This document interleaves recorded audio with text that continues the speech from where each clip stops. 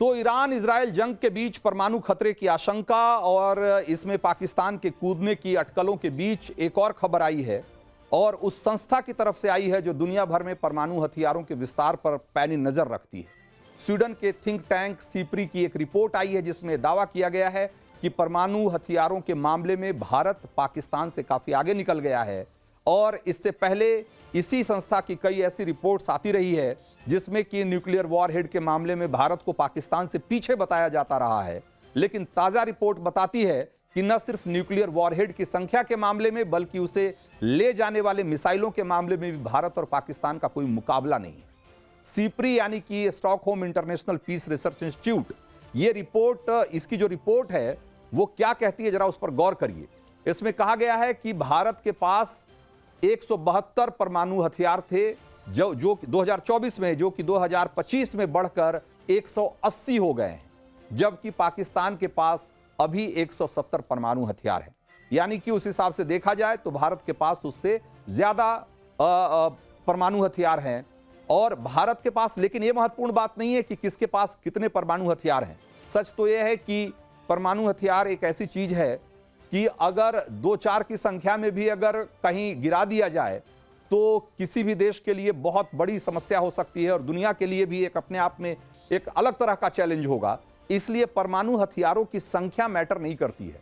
10 परमाणु हथियार भी उतना ही विनाशकारी हो सकते हैं, शायद 10 के बाद 12वें या 11वें को चलाने की जरूरत नहीं पड़े। आपको पता होगा कि हिरोशिमा और नागासाकी पर हमले के बाद कैसे जापान ने घुटने टेक दिए थे।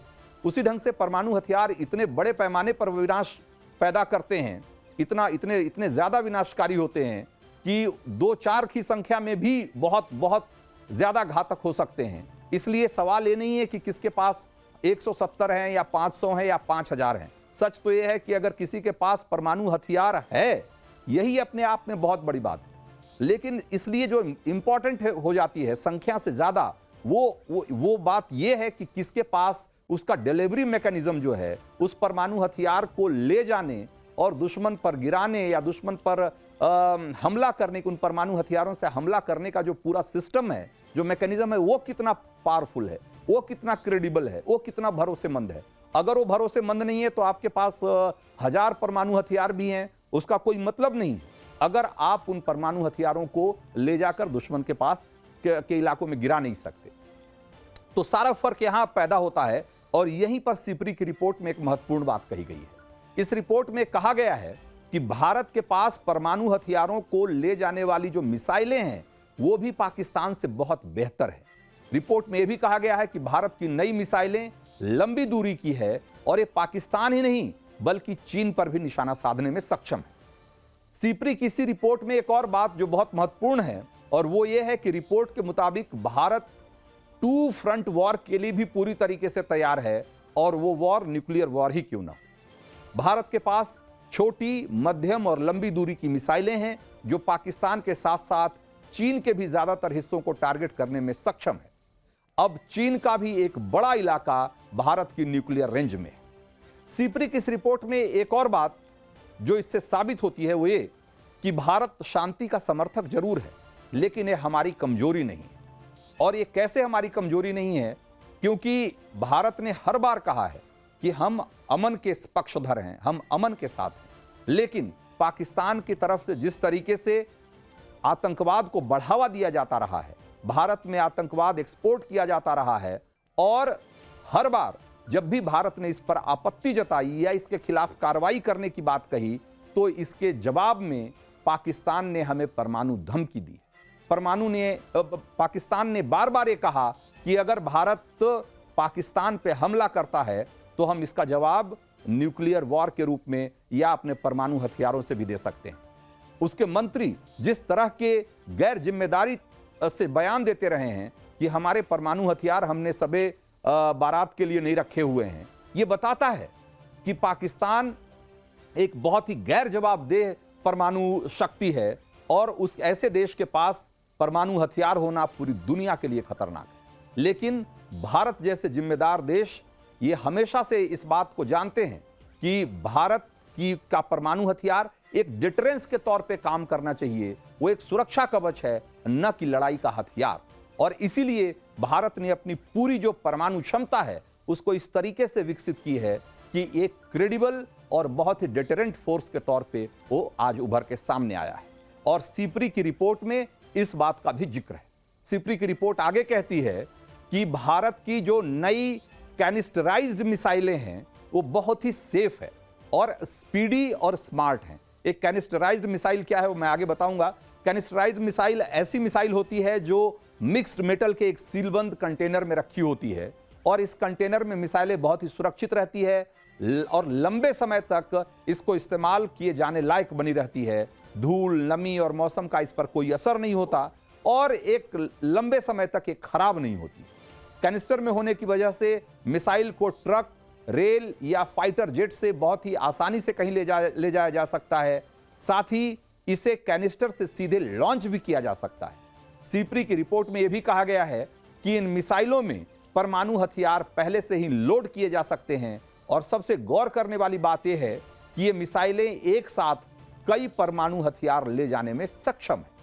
उदाहरण के तौर पर भारत की अग्नि प्राइम और अग्नि 5 मिसाइलों का भी जिक्र है, जो कि ये दोनों मिसाइलें ही कैनिस्टराइज्ड मिसाइल है। इन्हें ट्रक के जरिए कहीं भी ले जाया जा सकता है, इसे लॉन्च किया जा सकता है कहीं से भी, ट्रक से भी और कई बार ट्रेन से भी।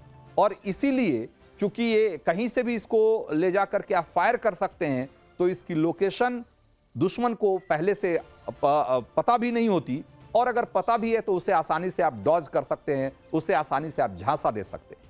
तो इसलिए इसका जो रेंज है वो जितना है वो तो है ही, लेकिन आप इसे बहुत ही फॉरवर्ड एरिया में ले जाकर, बहुत ही सीमा के करीब ले जाकर इसकी रेंज को और भी आप एक तरीके से इन्हांस कर सकते हैं और अपने दुश्मन के बहुत अंदरूनी इलाकों में भी जाकर इससे हमला कर सकते हैं। सबसे पहले जरा अग्नि प्राइम मिसाइल की बात करते हैं। तो ये मिसाइल अग्नि सीरीज का सबसे नया और सबसे घातक वर्जन है। अग्नि प्राइम की रेंज जो है वो 1000 से 2000 किलोमीटर है और उस हिसाब से देखें तो ये पाकिस्तान का कोई भी कोना इससे बच नहीं सकता है। लाहौर हो, कराची हो, इस्लामाबाद हो, ये सब तो बहुत छोटे, मतलब अपेक्षाकृत बहुत कम दूरी वाले शहर हैं। रावलपिंडी, तमाम शहर पाकिस्तान के आप उठा लीजिए, कोई भी शहर एक तरीके से चंद मिनट के भीतर ही ये एक तरीके से जाकर वहां तबाही मचा सकते हैं। ये सब इसके रेंज में है, इसके टारगेट के भीतर है। 28 जून 2021 को भारत ने अग्नि प्राइम का पहला टेस्ट किया था और टेस्टिंग के दौरान अग्नि प्राइम में 2 MIRV वॉरहेड्स का इस्तेमाल करके 2 अलग अलग टारगेट को तबाह किया गया था। आपको बता दूं कि इस मामले में अग्नि प्राइम से भी ताकतवर अग्नि 5 है। यह भी MIRV का मतलब multiple independently targetable re entry vehicle. अभी इसका मतलब क्या है मैं आगे आपको इस टेक्नोलॉजी के बारे में बताऊंगा। तो ये MIRV से दोनों ही मिसाइलें लैस है। अब ये MIRV क्या है तो इसे जानिए। ये कि भारत के अग्नि 5 और जो मिसाइल है, पहले उसके बारे में बता दूं फिर आपको MIRV के बारे में मैं डिटेल से बताता हूं।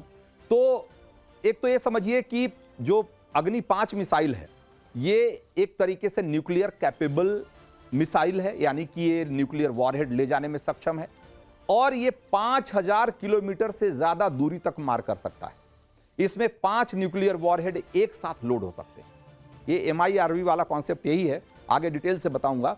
इसमें एक साथ 5 न्यूक्लियर वॉरहेड लोड हो सकते हैं, तैनात हो सकते हैं। आप इसी से अंदाजा लगाइए कि ये कितना ताकतवर और कितना खतरनाक मिसाइल है। ये अलग अलग टारगेट को, जो 5 में जो वॉरहेड हैं वो अलग अलग टारगेट को हिट कर सकते हैं और हर एक वॉरहेड हिरोशिमा पर गिरे परमाणु बम से 3 गुना ज्यादा शक्तिशाली। अब आप सोचिए कि जो हिरोशिमा पर परमाणु बम गिरा था उससे 3 गुना ज्यादा शक्तिशाली एक वॉरहेड है और ऐसे 5 वॉरहेड एक साथ लगाए जा सकते हैं अग्नि 5 पे। और अग्नि 5 की रेंज में पूरा पाकिस्तान तो आता ही है और चीन का भी एक बहुत बड़ा हिस्सा इसके रेंज में। अग्नि 5 को भारत ने मिशन दिव्यास्त्र के तहत टेस्ट किया था और कई डिफेंस रिपोर्ट में यह भी कहा गया है कि भारत की अग्नि 5 चीन की DF-21 जिसको डोंगफेंग 21 और DF-41 जिसको डोंगफेंग 41 कहा जाता है, ऐसी परमाणु मिसाइलों को मात देने के लिए बनाया गया है। अग्नि प्राइम के साथ साथ अग्नि 5 भी MIRV यानी कि multiple independently targetable re entry vehicle तकनीक से लैस है। अब ये MIRV टेक्नोलॉजी क्या है ये समझिए। तो MIRV का फुल फॉर्म जैसा कि हमने आपको बताया कि multiple independently targetable re entry vehicle है। मतलब कि ये एक ही मिसाइल में कई वॉरहेड लगाए जा सकते हैं और ये अलग अलग टारगेट को हिट कर सकते हैं। जैसे कि मान लीजिए कि अगर भारत ने पाकिस्तान पर अग्नि 5 मिसाइल दाग दी तो मिसाइल तो बस एक ही फायर होगी, लेकिन उस पे जो लगे 5 वॉरहेड हैं वो अलग अलग टारगेट को हिट करेंगे। पाकिस्तान के 5 अलग अलग टारगेट को हिट करेंगे। मिसाइल एक फायर होगी, लेकिन उस पे लगे हुए जो 5 वॉरहेड हैं वो 5 अलग अलग टारगेट को हिट करेंगे। ये MIRV का कॉन्सेप्ट है। यानी एक मिसाइल अटैक से ही पाकिस्तान के लाहौर, कराची, इस्लामाबाद जहां निशाना बनाना है बना लीजिए। भारत चाहे तो अग्नि 5 मिसाइल से अटैक करके पाकिस्तान के कई ठिकानों को एक साथ तबाह कर सकता है। इस MIRV तकनीक के साथ भारत अब उन चुनिंदा देशों में शामिल हो गया है जिसके पास ये सुपर एडवांस टेक्नोलॉजी है। रूस, अमेरिका, फ्रांस, ब्रिटेन और चीन के बाद भारत ही ऐसा देश है जिसके पास ये MIRV वाली टेक्नोलॉजी है। अब सवाल है कि पाकिस्तान इस रेस में कहाँ है? तो इसका जवाब यह है कि वो अभी इस तकनीक को पाने के लिए, हासिल करने के लिए जूझ रहा है और बार बार कोशिशों के बावजूद उसे नाकामी हाथ लगी। MIRV तकनीक पाकिस्तान के लिए बहुत दूर की कौड़ी है अभी। यानी भारत की अग्नि 5 के सामने पाकिस्तान की मिसाइलों की कोई औकात नहीं। और सिर्फ मिसाइलें ही क्यों, भारत का न्यूक्लियर ट्रायड जो है वो भी भारत को अजेय बनाता है। ट्रायड का मतलब ये जो हम आकाश, समंदर और जमीन तीनों ही मोर्चों से एक साथ परमाणु हथियार लॉन्च करने, परमाणु हथियार दागने की जो क्षमता है, ये ट्रायड। जमीन से अग्नि मिसाइल, समंदर से INS अरिहंत पनडुब्बियां और हवा से सुखोई 30 MKI। आप देखिए कि ये तीनों ही तरीके से, तीनों ही प्लेटफॉर्म से हम परमाणु हथियार को ले जाने और परमाणु हथियार को दागने में सक्षम है। हमारे पास जमीन से जो सरफेस टू सरफेस मिसाइल है, अग्नि के 2 वर्जन के बारे में हमने आपको बताया, अग्नि प्राइम एंड अग्नि 5। ये दोनों ही मिसाइलें परमाणु हथियार ले जाने में सक्षम है। उसके बाद समंदर से INS अरिहंत, ये भी परमाणु हथियारों से लैस पनडुब्बी है। और हवा से सुखोई 30 MKI जैसा फाइटर जेट है जो जब चाहे परमाणु हथियार दुश्मन देश में ले जा सकता है और उसको गिरा सकता है। तो आप देखिए, चाहे जमीन हो, समंदर हो या आसमान हो, भारत हर मोर्चे पर तैयार है। अग्नि प्राइम, अग्नि 5 और MIRV तकनीक से लैस भारत के जो मिसाइल हैं और जो पनडुब्बी है और जो फाइटर जेट हैं, वो भारत को एक ताकतवर परमाणु शक्ति के तौर पे स्थापित करते हैं। जबकि पाकिस्तान की धमकियां और गीदड़ भभकियां उसे बचकाने स्टेट के तौर पे, एक ऐसे देश के तौर पे स्थापित करती है जिसको आप कभी भी संजीदगी से नहीं ले सकते, गंभीरता से नहीं ले सकते। अभी इजराइल ईरान युद्ध में भी आप देख ही रहे हैं कि उसकी स्थिति कैसी हो रखी है कि एक तरफ जंग तो इजराइल और ईरान की हो रही है, लेकिन ईरान के जो जनरल हैं वो धमकी ये दे रहे हैं कि जरूरत पड़ने पर पाकिस्तान उनकी तरफ से परमाणु हथियार इजराइल पे मार देगा। आप सोचिए पाकिस्तान की आज की तारीख में क्या औकात है और उसकी क्या छवि। अब सीपरी की रिपोर्ट में यह भी स्पष्ट हो गया है कि भारत परमाणु बमों की तादाद के मामले में तो पाकिस्तान से आगे है ही, तकनीक और रणनीति में भी पाकिस्तान से कोसों आगे है। और इसका सबसे बड़ा सबूत ऑपरेशन सिंदूर में जो पाकिस्तान को हमने पटकनी दी है, उससे भी दुनिया को ये पता लग गया है कि पाकिस्तान का जो परमाणु ब्लैकमेल है वो अब भारत के सामने नहीं चलने वाला। और अब देश का मूड मीटर में वक्त है तीसरी स्टोरी का, और इसमें हम आपको बताएंगे कि भयानक गर्मी में जब दिल्ली से लेकर देश के कई शहर तप रहे हैं, प्रचंड गर्मी से लोगों की जान जा रही है, तब कूनो नेशनल पार्क में चीते कैसे उसकी चपेट में आने से कैसे बचे हुए हैं, जरा ये देखिए। तो आज पिछले कई दिनों के मुकाबले गर्मी थोड़ी कम है, मौसम का मिजाज कुछ बदला हुआ है, लेकिन पिछले एक हफ्ते से प्रचंड गर्मी पड़ रही थी। गर्मी से पहाड़ से लेकर मैदानी इलाकों में लोग परेशान थे, लेकिन कूनो नेशनल पार्क में एक ऐसा प्रयोग किया गया जिसने भीषण गर्मी में भी चीता और चीतों के शावकों की जो है वो मौज करा दी। एक तरीके से उन्हें मस्ती का मौका दे दिया। मध्य प्रदेश के कूनो नेशनल पार्क में हुए इस अनोखे प्रयोग ने क्या खूब कमाल किया है, ये जरा देखिए। और क्या है वो प्रयोग मैं उसे बताऊंगा, लेकिन उससे पहले जरा इस संयोग को देखिए। अभी मैं आपको दो तस्वीरें दिखा रहा हूं और एक तस्वीर में चीतों के चलते खौफ का आलम है और दूसरी तस्वीर में नन्हे चीतों की मौज मस्ती है। पहली तस्वीर कूनो नेशनल पार्क के बाहर की है, जहां 5 चीते बाउंड्री लांघ कर बाहर निकल गए, और दूसरी तस्वीर कूनो नेशनल पार्क के अंदर की है, जहां सोलर एनर्जी से चलने वाले वाटर लिफ्ट सिस्टम ने चीतों और उसके शावकों को एक नई जिंदगी दे दी। क्या है इस सिस्टम, ये कैसे काम कर रहा है, आपको आगे बताऊंगा। उससे पहले खौफ से जुड़ी एक तस्वीर देखिए जरा, और इन तस्वीरों को देखकर लोग डरे हुए हैं। और डरने वाली बात एक तरीके से है भी, 5 चीते एक साथ ऐसे सड़कों पर अगर एक साथ दिख जाए लोगों को, तो लोगों का डरना तो बनता ही है। दरअसल कूनो नेशनल पार्क में चीतों का एक झुंड बाहर निकल गया उसकी बाउंड्री से, और ये 5 चीतों का झुंड पगारा डैम के पास सड़कों पर घूमता हुआ दिखाई दे रहा था। आपको ये जानकर हैरानी होगी कि ये जगह कूनो नेशनल पार्क से 50 किलोमीटर दूर है। 50 किलोमीटर, और 50 किलोमीटर दूर एक साथ 5 चीतों का दिखना, ये भी अपने आप में लोगों को हैरान कर रहा है कि भाई आखिर इतनी दूर वो कैसे निकल कैसे गए। उस समय आसपास के लोग मॉर्निंग वॉक के लिए निकले थे, लेकिन जब सामने चीतों का झुंड दिख गया उनको, तो सारे लोग घबरा गए।